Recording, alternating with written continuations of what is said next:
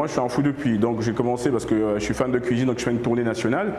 Et en faisant ma tournée nationale, j'étais au dernier village pygmée. Je suis arrivé au dernier village pygmée parce que moi, mon objectif, pour moi, c'était d'apprendre des choses que je ne maîtrisais pas. Mais là-bas, on m'a dit, ben, tiens, je dis, ouais, effectivement. Donc, on a fait quelque chose. Ils m'ont dit, non, écoutez, il faut être positif dans la vie, c'est comme ça, comme ça, comme ça. C'est-à-dire que si on accepte, si on se dit intérieurement qu'on est atteint par une force surnaturelle, c'est à ce moment que ça agit. Mais si on se focalise pas sur ce type d'idée, bah, ça passe. Et donc, du coup, c'est ce qui m'a rendu, on va dire quoi, c'est ce qui m'a rendu, les gens appellent ça arrogant. Mais plutôt c'est de la confiance.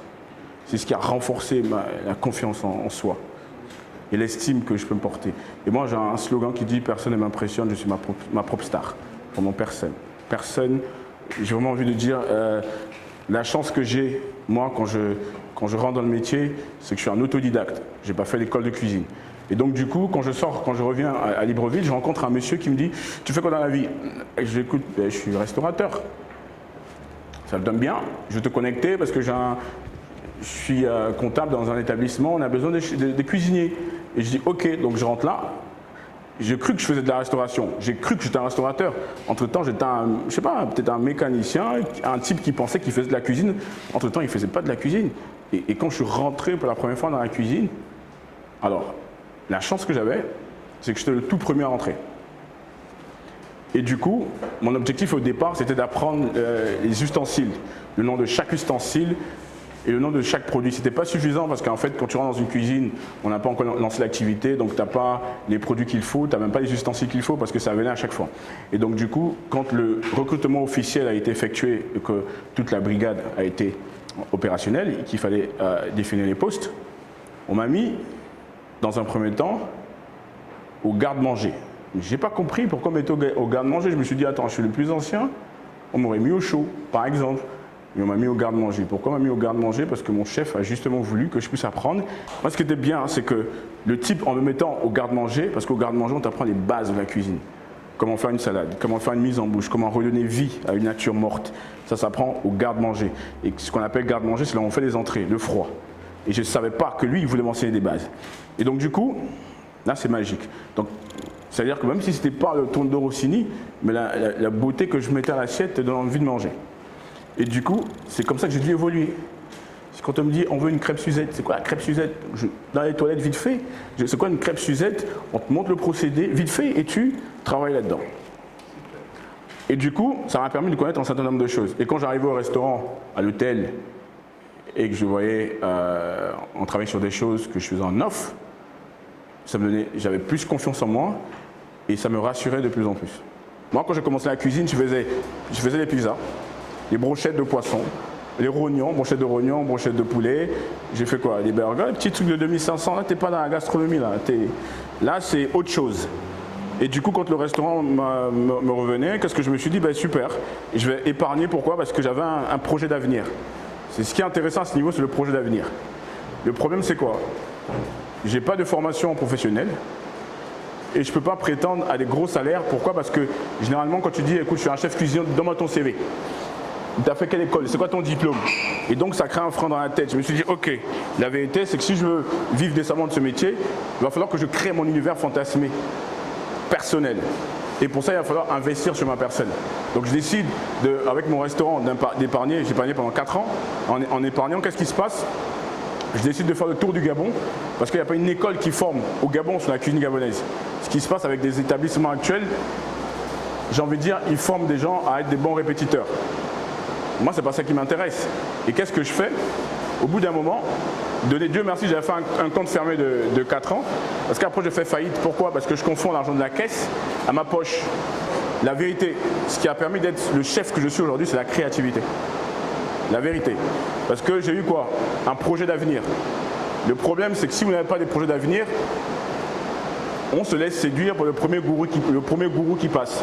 Le problème, c'est qu'aujourd'hui, les gens qui aiment la facilité, ils vont aller chez des charlatans, se faire fabriquer des amulettes, se faire fabriquer on va dire quoi, entre griffes, des éléments qui permettront d'ouvrir des portes facilement.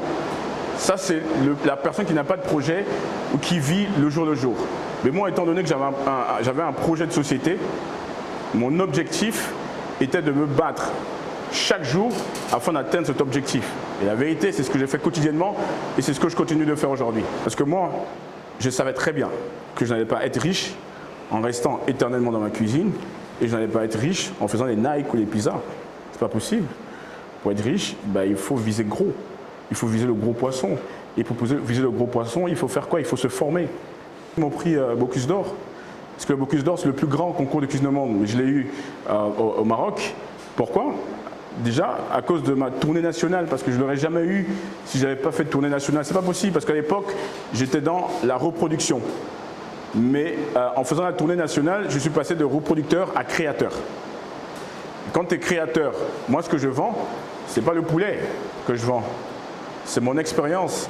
Dans tous les cas, on a toujours des gens qui soutiennent des projets à la base. C'est-à-dire qu'on veut se lancer, on n'a peut-être pas 100% des moyens, on a toujours ces petites personnes qui vont apporter quelque chose. Et ce qu'ils apportent, ce n'est pas forcément financier, ça peut être moral, etc., etc. Si par exemple une personne veut se lancer et que son projet coûte 100 millions et qu'on t'apporte 1 million par exemple, est-ce que c'est parce qu'on t'a apporté 1 million qu'on va dire que tu dépends de la personne qui a apporté 1 million sachant que ton projet était plus gros que ça? Non. Mais malheureusement, on pense aujourd'hui que pour réussir dans la vie, il faut forcément avoir un gourou. Il faut forcément passer par des petites portes ou des choses qui ne sont pas claires.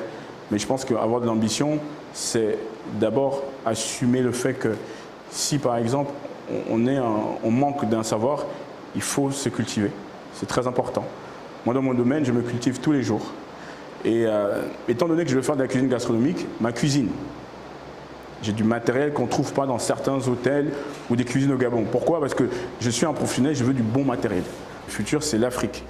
Et la vérité, c'est que quand l'heure aura sonné, on aura des gens déjà préparés pour ça.